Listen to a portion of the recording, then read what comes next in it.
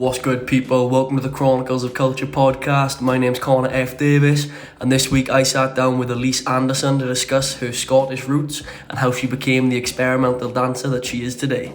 Let's have a look. My name is Elisse Anderson, and I am a Scottish dancer. I prefer to call myself an experimental dancer. However, I've trained in most commercial styles and most street styles. That's me. Your style isn't one that's necessarily at the top of people's heads when they think of street dance.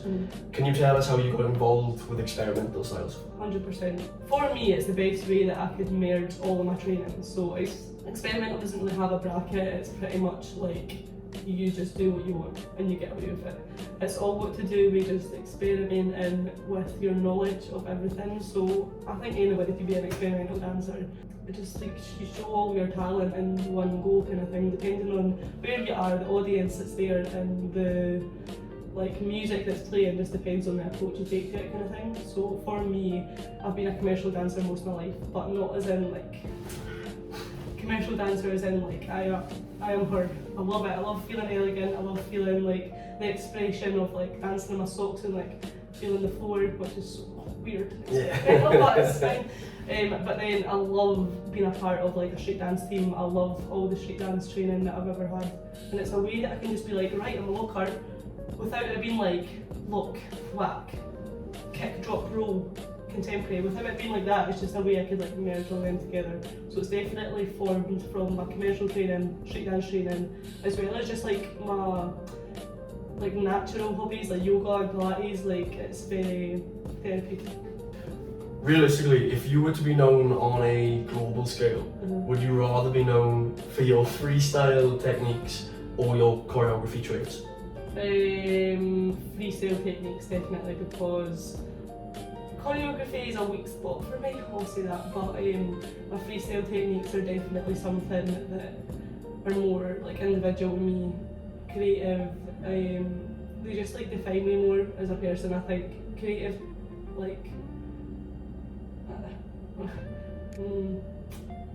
I'm contradicting myself having saying this, but when I do choreo, I'm so quick on just being this is how I want to do it. In the right setting, if I'm competing with a team, I'm going to look like everybody else or try my best to for the benefits of the team. But if I'm giving choreography in an open class or whatever, I'm that one that's trying to do the choreo different to everybody else. My focus isn't to get the choreo or to perfect it to look like the teacher, whereas a lot of the rest of the class, that's their intentions, to always to try and look like a teacher, which I do not believe in unless it's asked on me.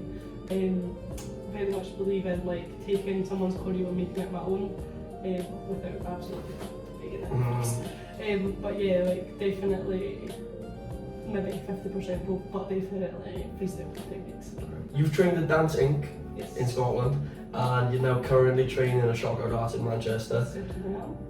Can you describe the experience and the atmospheres of both and what the differences are or there are similarities? Dancing is very much a family. It's a small place, everybody knows everybody, and it's comfortable is the word I'm going to use for it. It's closer to home, so obviously there's more it's easier to be comfortable because there's things that I've had my whole life that I'm still having at dancing. There was friends that I was there with from dance school or previous dance schools. The teachers have been judging me my whole life, so it was very much more similarities at dancing than there is at Shockout. However, Shockout was one of the best decisions I ever made, pushing that a wee bit far away from home. It was something that took me so long to make. I'm not 1-2 years older than most people in my class, except from yourself. I'm old. That's fine. I'm okay with that. It's fine, because everybody thinks I'm old. Because, I'm if they think you're old, what do they think of me? Very old. Oh god. No, but you get away with it because you're on your masters. Yeah. I didn't, because I'm in the same class as them, so I'm just old. But most of them don't know I've done 3 years in Scotland. Dancing was brilliant for me. Going from a dance school to dancing, it didn't feel like a college. It felt there was definitely the professionalism of a college, but it had the safety of a dance school, if that makes sense. Shockout is professionalism. I feel safe there, and I do feel comfortable already, and I've only 5 months I think I'm in, and I do feel comfortable there, but dancing was safer, everybody knew everybody, and everything was just familiar, you know, like Shockout's a big place. I love the fight I need to put in to be recognised, and I suppose it's a good thing actually that I don't know people there and people don't know me there, because when I went to dancing it was actually one downfall is that the people knew me from like the front of teams at comps and stuff, so I was automatically trusted without people actually knowing who I am. Of course, like I showed up every day, I worked hard, like I did earn my places, but when I was getting name parts and stuff I was doubted myself like quite a lot, like am I getting this just because you've seen me at the front of a set or because you know that my dance school trusts me? But really, like compared to my dance school, compared to college, the people I was at college with were all the best out of the school, whereas at Zodiac, not necessarily the best, but I was getting to the stage where I was the oldest and I'd had the most training, so I was just like automatically trusted with them kind of roles. Whereas at dancing I would have liked to have had to prove myself more. As I say, I did show up, I did work hard, I feel like I deserved what I got. However, sometimes I was doubting that I got it because of just like who I was before dancing. Whereas at Shockout, like that is one of the elements of Shockout that definitely feels comfortable. It's definitely pushing my comfort zones, which is what I need 100%. So lots of similarities, lots of differences, but overall brilliant dancing, brilliant Shockout. How do you balance the technical demands of hip hop with the conceptual exploration often found in experimental dance? In the sense of like when I'm in a street dance vibe, without looking too much like I am a lyrical dancer. I don't think you need to. I do, that's a preference for me, but like shout out to Soar, because of the only event that's ever done experimental. I've never competed experimental. It's something that like I just love it. It's so therapeutic and I just love it. But nobody's ever like supported the style. It's not a very like known style, I don't think. Like I remember when I went out at Soar, I was one of my kids asking me like what's experimental, and I had to like explain it to them. But it's easy to teach my kids because I'm like it's just me, it's me guys. But to a competitive world like Soar kids, like you know, like they don't know what that is. We just grown up with hip hop, and I think that's wrong. Like people should be taught that there's more than just hip hop. Because like when I went to uni, we went around the class and we were to say what style we were, and everybody said hip hop. I mean, Ellie's like, come on, but I like to keep up. Jacob, I am a popper. Like they have their styles. They like that is my style, but like. I'm not saying everybody should be an experimental dancer, but all these people that are hip hop dancers and like feet popping, locking, whatever they are, like, they can do experimental easy. Any style could do experimental, you just have to experiment within your style. For me, my take on experimental does involve technical elements just because that's my previous training, and I don't think there's anything wrong with that. If you give me like at a battle event an open style of experimental, you're giving me the go ahead to do a technical stuff. So unless there's a rule that I can't do that, I don't feel like I have to balance it for myself just because that's like my strengths within the style. However, again, depending on my audience, depending on my song, depending on the judges, like I will tweak my style a bit just to make it like make sense. I don't feel like you need to, but I'm glad that I do have a technical strength, so it could be like the difference between me standing out or whatever. Because I mean, if everybody's experimenting within their own style at an event or whatever, like everybody can begin to look the same because everybody's just taking one concept and experimenting with it or whatever. Whereas my version of experimenting is just like implementing everything I've ever learned, with technical being a high side of it. Also like events and stuff, or just people that are used, like as I say, like Soar done an experimental section and everybody just recorded it because like it's an extra section. Of course you would want to just, people who want to battle, they would just battle everything. Like, you know, I'm minor in looking, and before Sean had ever taught me any looking in my whole life, all I knew was like a point in a row, and I was like, I could definitely around do a point in a row, you know. You could do Bart Simpson, I could do a full round of Bart Simpson, so I could point in a row the whole time. But people forget that like experimental was a bigger bracket than what I think, so for me a strength is technical, so I don't feel like I would ever try to balance it unless necessary. Done. What made you want to make the move from Scotland, and what are your plans for after Shockout? So nothing made me want to. I had to. Okay. Like, literally, I had to. I was brought up in a household where we're very big on the piece of paper.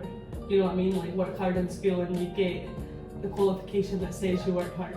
Don't just work hard and then not see the results of it kind of thing. I've been taught that my whole life. My mum and dad have always been so supportive of me, but like in two different sides. So mum was very much get the paper, dad was very much like work hard and you'll see the results anyway. Whereas I was brought up from mum being like, not like pushy on me at all, very much like if you don't want to do your homework, you don't do your homework. But I think that's made me who I am today. Like you're not pushing me to do it, so I'm just doing it anyway. Which is something I'm very grateful for. And it makes me scared for like, see when I have my own kids, I have my own kids. Like how do I make them like me? Like I don't want to drink, I don't want to smoke, I don't want to not work hard. Like nobody needs to tell me to do that. I'm saying I'm just brought up that way, but I'm like, mum never pushed me to do that or anything. In Scotland, I got my pieces of paper. I went through high school. I left with very good grades because I worked very hard. I used to use my lunches to just like study because dance at night, and I couldn't stay up late because I had 8 hours of sleep every night. Went to college, got my piece of paper, and there's no offer in Scotland. There's no option for a degree, and I wanted that degree. It was just a dream, like I want it, and if I want something, I'm going for it. And Manchester Shopcout was the closest option. Very like highly spoken about in Scotland. Have a few people I know personally that have been, and I just see them as like grown crazy amounts having come in from Shopcout. So it's like gave me proof that like if I go there, they're going to give me something. Whatever it is, they'll give me something. And as I say, like that piece of paper was not, I couldn't get it any closer to home. Ellie and Jacob are a big part of it, of course. They and Molly as well. Actually, Molly was quite a like last minute decision, having gone to Shopcout. So she was at dancing with me and has come to Shopcout with me, which is completely helped with my journey. Ellie and Jacob, I travel a lot before Shopcout to be with them at events and like just even. I mean, they've been good friends for as long as I've known them, but to be with them and dance with them is just like. It's like travelling the train, even if I'm just watching them battle and stuff, it's a whole different experience.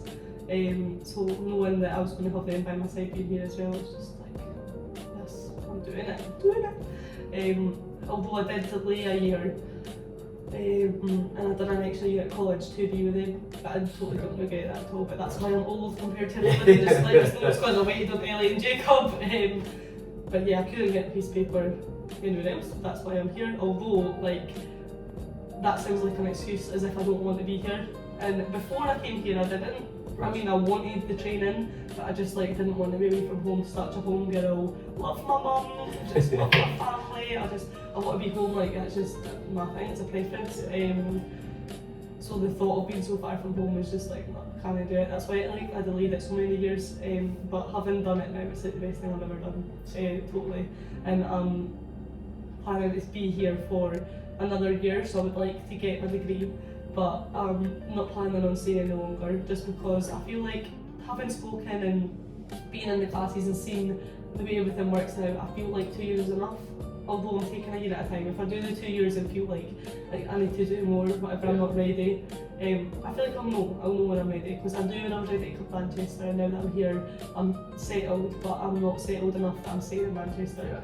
One strong belief of mine is to take things home to where like people gave you stuff. So for me, there's a lot of dancers from Scotland who have made something of themselves and not brought it back to Scotland. Right. It's one thing I want to, as I've said plenty of times, I'm very like different. I'm just quite different. I'm going to say weird because people call me weird, but I'm just going to say different. Unique is the word. Unique.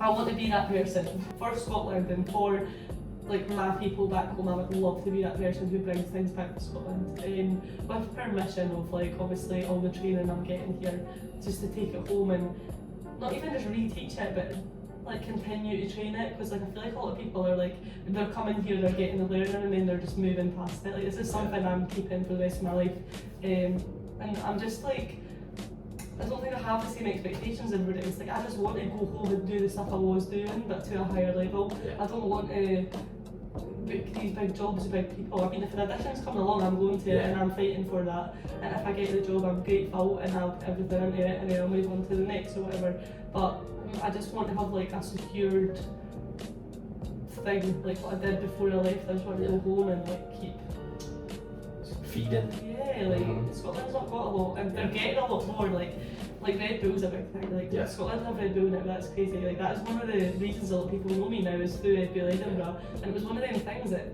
Sophie just like pushed me into it. I was like, I don't know what idea, I'm scared of that. Just Red Bull's like crazy, and I fucking won it. And I was like, oh my god, what the hell?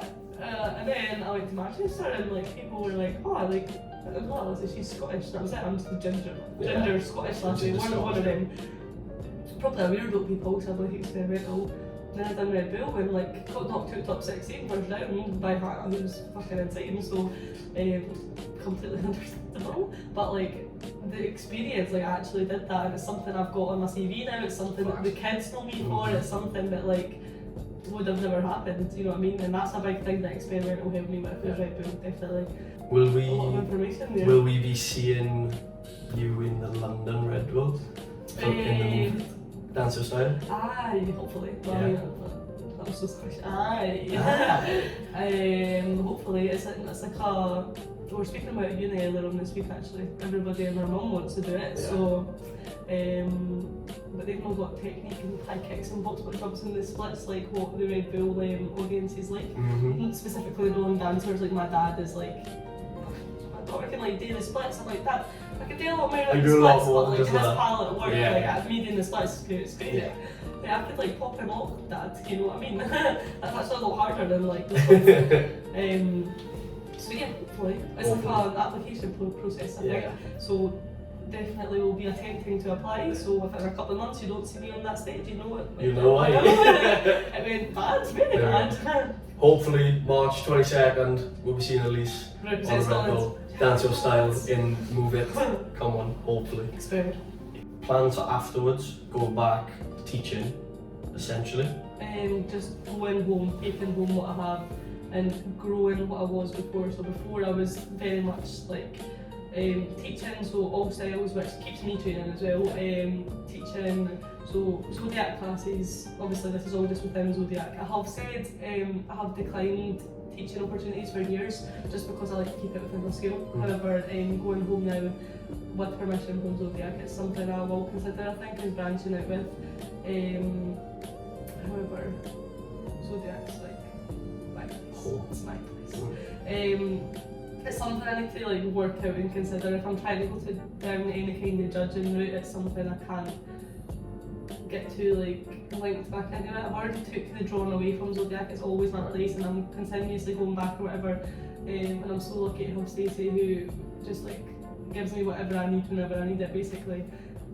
But going home, like if I go right back into Zodiac, it's something that I'm not sure where the judging route can take me if I'm too linked with the school. However, it gives me hope that like I know Harry's like that with DC, you know, however he is so high on the panel. Like, there's a lot of judges who are connected to schools. Yeah.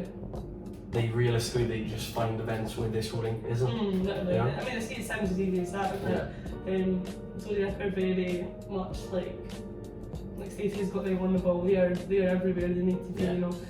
But I don't mind travelling if it means I'm not trying to judge to see my kids because like I want to teach them to, for me not to judge them. I don't want to judge my kids, but I mean if it comes to the stage where I am judging my kids, if anything I'll be harder on them than I am biased. There's no way I'm going to be biased in that kind of sense. So just going home, doing what I was but to a higher level now. I think it would keep me training as well. I do what I can to keep up the commercial and technical side of things, but it's hard having long days to switch out and try to fit in the time and everything. I was at a stage at dancing where I was like dropping the street side of things for the commercial side of things. And then now that I'm at Shock Out, it's completely obviously one the opposite way about. I think going home after Shock Out I could find like a good balance again, as well as like feeding that onto the kids, not just for myself. Is there any advice you would give to dancers who are interested in exploring more niche or unconventional dance styles like yourself? Literally go for it. Like, I'm not asking you to step out at a comp and do an advanced solo spot or go on like a big Red Bull stage or go in front of audiences, but like, why not? Literally, why not? go in your room and dance, and people who do not dance in their room and you're calling yourself a dancer, it's crazy. It's crazy. Me and Sophie have this argument a lot, and she'll back me for saying it out loud. But like, she always says to me, like, how can you just dance in your room? Like, put your phone down and dance in your room. I'm like, I'm not dancing for a camera. Like, if it makes my story, you know what I mean? If it makes my phone, then I must have done a good round. But like, I'm just dancing because like I love it. And her passion is teaching. She is a teacher, but she can dance. People forget this. She can dance. She was a world champion, female world champion, the last female world champion. And don't you forget it. Don't you forget it. She's Scottish as well. She's my dance teacher. But I like just literally go for it. There's no like where can you go wrong literally. That's the whole point. You're experimenting. Yeah, you're experimenting, and you don't have to do it like me. Like I take my shoes off and I like do cartwheels sometimes. But you don't have to do it like me. Experimenting is literally just like opening your creative brain to whatever you want. You know, I don't know. People might just have a different brain to me, but like I just have crazy ideas sometimes, and sometimes they make a dance floor. Sometimes they're just in my room. Like I don't know. It's just like it's a new way of finding movement for me personally, and having had all this brilliant training, it's just a way of putting them all into one. So even if people can take like life experiences and day experiences, and it's just a way like talking through dance, literally. So talk through dance, guys. Talk through your dance. Experimental. Yeah. That. Elisse Anderson, Chronicles of Culture podcast, Volume 2. Thank you very much. No Scotland, No party. No Scotland, no party. That's the whole. That's the whole. That's it.